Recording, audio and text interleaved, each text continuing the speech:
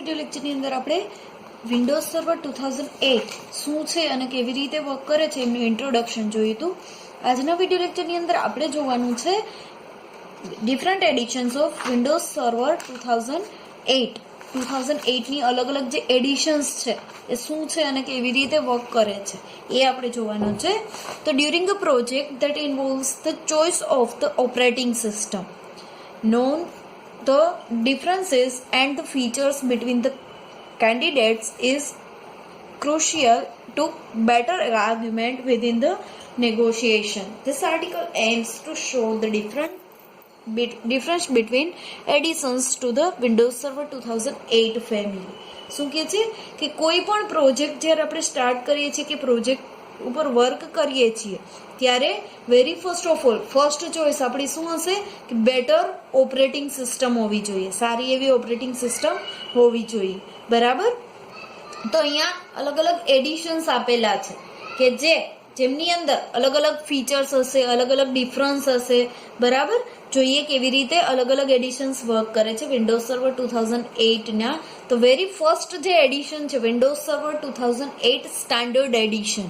બરાબર. એમની અંદર શું છે તો it is standard edition of Windows Server 2008 and is directed to the SMB sector. શું કહે છે કે આ જે છે એક સ્ટાન્ડર્ડ એડિશન છે વિન્ડોઝ સર્વર 2008 નું. વેરી ફર્સ્ટ ઓફ ઓલ બહુ જૂનું કહી શકાય એવું એડિશન છે અને એ ડાયરેક્ટ કરવામાં આવ્યું છે સર્વર મેસેજ બ્લોક. એસએમબી નું ફૂલ ફોર્મ થશે સર્વર મેસેજ બ્લોક. ઓકે, એમના ઉપર ડાયરેક્ટ કરવામાં આવ્યું છે. The servers with this operating system will often play the roles of domain controller. આ જે ઓપરેટિંગ સિસ્ટમ છે એમની અંદર સર્વર કેવું વર્ક કરે છે, ડોમેન કંટ્રોલર જેવું વર્ક કરે છે. File and print server, DNS, DHCP server and application server. This functions do not require much memory. શું કહે છે કે એમની અંદર આજે અલગ અલગ ઓપરેટિંગ સિસ્ટમ છે એ ડોમેન કંટ્રોલર જેવું રોલ પ્લે કરે છે. As well as file server છે, પ્રિન્ટ સર્વર છે, ત્યાર પછી DNH હશે, DHCP હશે, ડાયનેમિક હોસ્ટ કન્ફિગરેશન પ્રોટોકોલ છે કે એપ્લિકેશન સર્વર છે. આ બધા જે ફંક્શન છે એમને વધારે મેમરીની રિક્વાયરમેન્ટ રહેશે નહીં. બરાબર.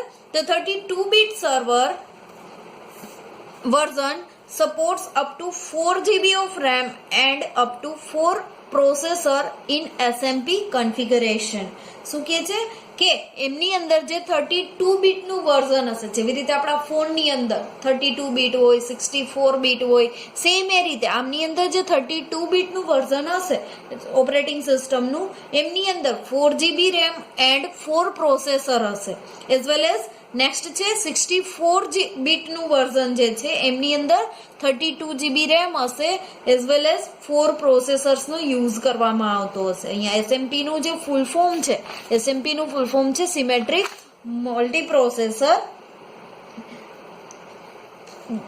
These functions do not require much memory. આમના માટે વધારે મેમરીની રિક્વાયરમેન્ટ રહેશે નહીં. It supports cluster load balancing network but does not support failure clustering. A cluster load balancing નેટવર્કની અંદર બેલેન્સ જળવાઈ રહે એમના માટે ક્લસ્ટરિંગનો યુઝ કરે છે, બટ ફેલ ઓવરને સપોર્ટ કરશે નહીં. તો આ ટાઈપની એડિશન છે એ રીતે વર્ક કરે છે. ત્યાર પછી નેક્સ્ટ વન જે એડિશન છે વિન્ડોઝ સર્વર 2008 એન્ટરપ્રાઇઝ એડિશન. આ એન્ટરપ્રાઇઝ એડિશન જે છે એમની અંદર શું છે અને એ કેવી રીતે વર્ક કરે છે એ જોઈએ. તો the enterprise edition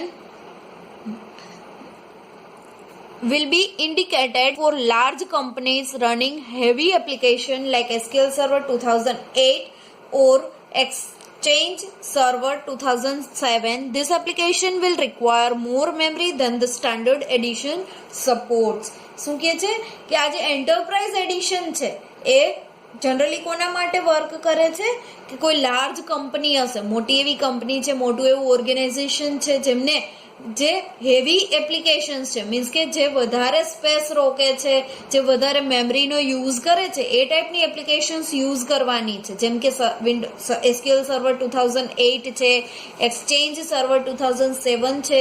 આવી જે અલગ અલગ એપ્લિકેશન છે વધારે મેમરી રોકે છે. જે વિન્ડોઝ સર્વર સ્ટાન્ડર્ડ એડિશન છે એ જેટલી મેમરી સપોર્ટ કરે છે એના કરતાં પણ વધારે મેમરી રોકે છે. તો એમના માટે આજે અલગ એડવાન્સ ફીચર પ્રોવાઈડ કરે છે વિન્ડોઝ સર્વર 2008 એન્ટરપ્રાઇઝ એડિશન. એમની અંદર એમનો યુઝ કરવામાં આવશે. The 32-bit version support up to 64 GB of RAM and up to 8 processor. શું કહે છે? 32 બીટનું જે વર્ઝન છે એ 64 GB RAM સપોર્ટ કરે છે, એઝ વેલ એઝ 8 પ્રોસેસરને સપોર્ટ કરે છે, એઝ વેલ એઝ 64 બીટનું જે વર્ઝન છે એ 2 TB RAM મીન્સ કે 2 TB RAM ને સપોર્ટ કરે છે, એઝ વેલ એઝ 8 પ્રોસેસરને સપોર્ટ કરે છે. બરાબર. ત્યાર પછી નેક્સ્ટ વન જોઈએ Windows server 2008 data centre edition. Data centre એડિશનની અંદર શું છે? તો એમની અંદર જોઈએ તો it is intended only to the large enterprise market. આ કોના માટે છે? તો લાર્જ એન્ટરપ્રાઇઝ જે છે માર્કેટની અંદર એમના માટે છે. Normally licence of the data center will be associated with a physical server in the form of OEM. શું કહે છે કે આમની અંદર જે લાયસન્સ છે ડેટા સેન્ટર માટેનું જે લાયસન્સ છે એ એસોસિએટ કરવામાં આવ્યું છે ફિઝિકલ સર્વરની જોડે. ફિઝિકલ સર્વરની જોડે જોઈન્ટ કરવામાં આવ્યું છે. કયા ફોર્મની અંદર? તો ઓરિજિનલ ઇક્વિપમેન્ટ મેન્યુફેક્ચરર. આ OEM નું ફૂલ ફોર્મ છે ઓરિજિનલ ઇક્વિપમેન્ટ મેન્યુફેક્ચરર. એ ફોર્મની અંદર એમની જોડે એસોસિએટ કરવામાં આવ્યું છે. Meaning that they can be only બેન બોટ ટુગેધર. મીન્સ કે એ બંનેને એક સાથે ખરીદવાનું રહેશે. The reason is that this server typically cost tens or even hundred of thousands of dollars, and the support from this who sold it, given about the software and hardware, is not permissible for a server to stop due to a faulty motherboard, much less by a system error. શું કહે છે કે આ બંને છે એક સાથે purchase સુકામે કરવામાં આવે છે, એક સાથે ખરીદવાનું સુકામે કહેવામાં આવે છે. તો એમનું એક રીઝન એ કહી શકાય કે આ જે સર્વર છે એ 10 થી માંડી અને 100,000 જેટલા ડોલર છે એમ એટલા રૂપીસને સપોર્ટ કરે છે, એટલી કોસ્ટને સપોર્ટ કરે છે.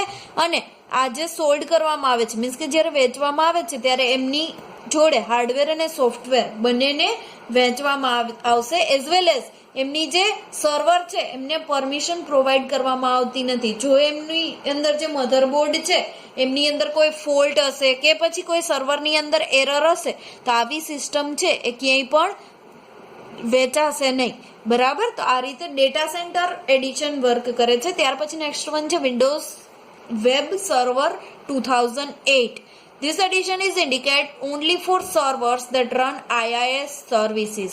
જ્યાં IIS સર્વિસીસ રન કરવામાં આવે છે ત્યાં આ જે વિન્ડોઝ વેબ સર્વર 2008 છે એમને સપોર્ટ કરવામાં આવે છે. સર્વર માટે આ જે એડિશન છે એ વર્ક કરે છે. તો Microsoft web server the 32-bit version supports 4 GB of RAM and 4 processor.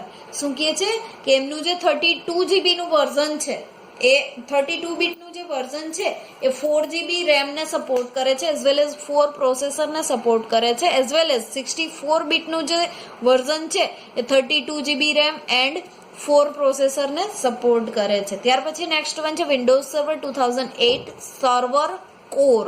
Server core addition જે છે એમની અંદર શું છે?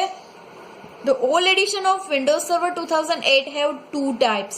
આ જે બધી અલગ અલગ એડિશન છે બધી એડિશનને બે અલગ અલગ ટાઈપ છે. ફર્સ્ટ છે ફૂલ એન્ડ નેક્સ્ટ વન છે સર્વર કોર ઇન્સ્ટોલેશન. ફર્સ્ટ છે ફૂલ ઇન્સ્ટોલેશન એન્ડ નેક્સ્ટ વન છે સર્વર કોર ઇન્સ્ટોલેશન.